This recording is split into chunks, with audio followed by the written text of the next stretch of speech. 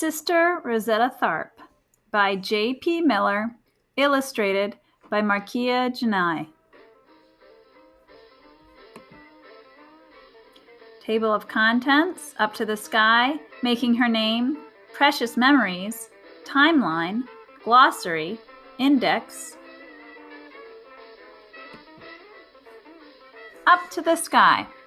Have you ever had an idea for doing something in a new and creative way? Did you ever want to share that thing with others? That's how Sister Rosetta Tharpe felt when she played her electric guitar. Her music changed what the world listened to.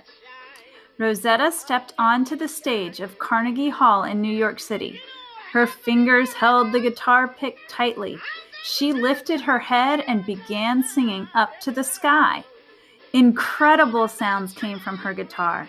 The people watching her were amazed. Rosetta was truly a musical leader. Making her name. Rosetta was 6 years old when she moved to Chicago, Illinois, with her mother. She spent Sunday mornings at Robert's Temple Church of God in Christ. Those mornings were different from anything she had ever experienced. Jazz musicians from New Orleans blew their horns and scraped washboards. The ones from the Mississippi Delta slid harmonicas across their lips and plucked their guitars. There, she learned how to be a good performer as she sang and played. Many of the songs that she heard in church were sad. They talked about the times when Black people were enslaved and seeking freedom. Rosetta sang about happier things. When they heard her, people felt like throwing their hands up and celebrating. Rosetta continued singing and playing guitar in her church as she grew up. She kept doing it when she grew up and married a preacher. But Rosetta's marriage lasted only a few years. Soon, she had a lot of decisions to make. She wanted to keep bringing music to people. Rosetta packed her guitar and moved to Harlem in New York City. Nightclubs were on every street corner. They were looking for new entertainers. Rosetta began performing at the biggest of them all, the Cotton Club. Rosetta loved God and her church. She loved singing in nightclubs too. Some people were upset that she sang church songs in nightclubs. She did not let this stop her. Each week, she performed with the Lucky Millinder Orchestra. Later, she signed a contract with Decca Records. When she performed, she sang and picked her guitar and played her heart out. Famous names. Rosetta played with very famous musicians. She shared the stage with jazz musicians like Duke Ellington. She was the star of concerts with the Dixie Hummingbirds. Precious Memories. Rosetta was becoming a leader in music, but her song Rock Me upset her gospel fans. Many of them thought she was singing to a man and not to God. Rosetta lost some fans because of it. She worked hard to keep going. Many people loved her new style of music. A special record.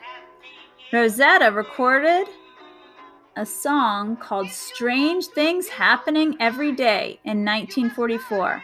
It has been called the first rock and roll song. Rosetta played her guitar and headlined concerts. She played the famous Carnegie Hall. She was one of the first musicians to own a special tour bus. She was even asked to play for troops during World War II. Rosetta worked hard as a musician. She needed to make money. A promoter helped her plan a big wedding at Griffith Stadium in Washington, D.C. Fans bought tickets to see Rosetta marry for the third time. After the wedding, she performed in front of her biggest crowd ever, 25,000 fans. People had never been to a concert like this. We're used to seeing those kind of concerts now, but this was the very first time that they had a big stadium concert. And she did it all as a publicity stunt. But the big wedding and concert were not enough for her to stay famous forever. Rosetta retired and started a quiet life. She lived in Pennsylvania with her mother and her husband. One day, Rosetta answered her phone. It was a British promoter. He asked Rosetta to come to the United Kingdom. Rock and roll stars such as Elvis Presley, Buddy Holly, and Johnny Cash were famous now. He wanted people to hear rock and roll music from the person who first played it. When Rosetta was 49 years old, she toured Europe. She was a leader once again. This time, she was sharing rock and roll music with a new generation. People around the world had just started playing music in new and interesting ways. Although most of them did not know it, Rosetta was a big part of the reason. Rosetta Tharpe died on October 9th, 1973. People called her the godmother of rock and roll. Her name was put into the Blues Hall of Fame in 2007. She was put into the Rock and Roll Hall of Fame in 2018.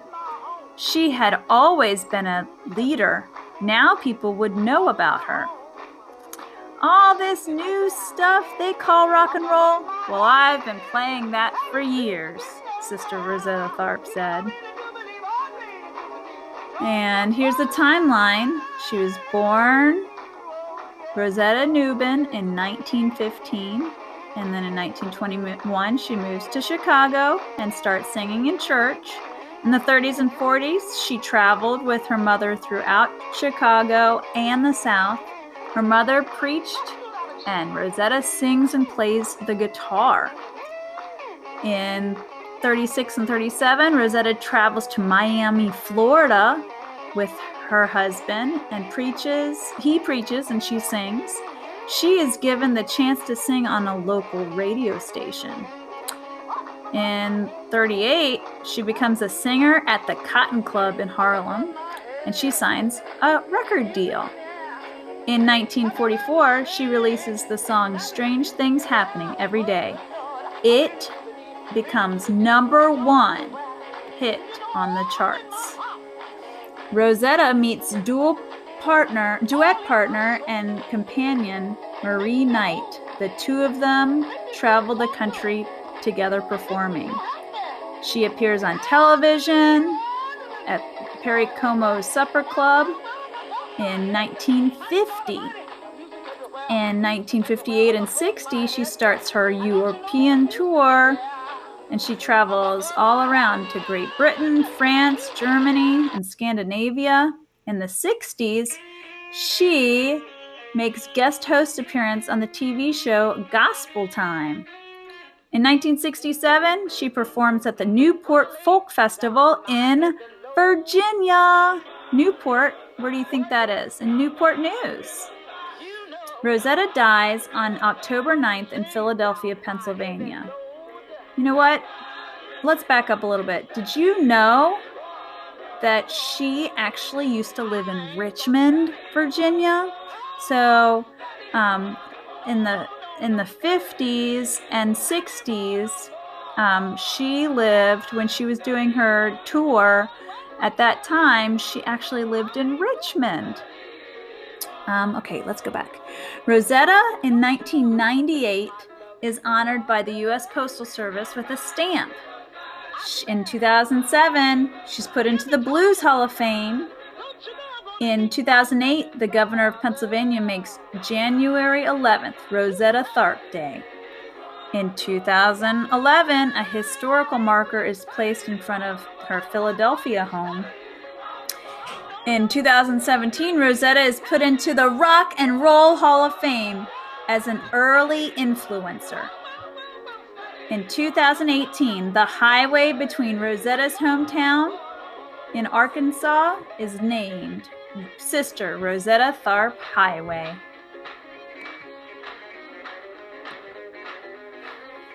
And these are the authors and the illustrator.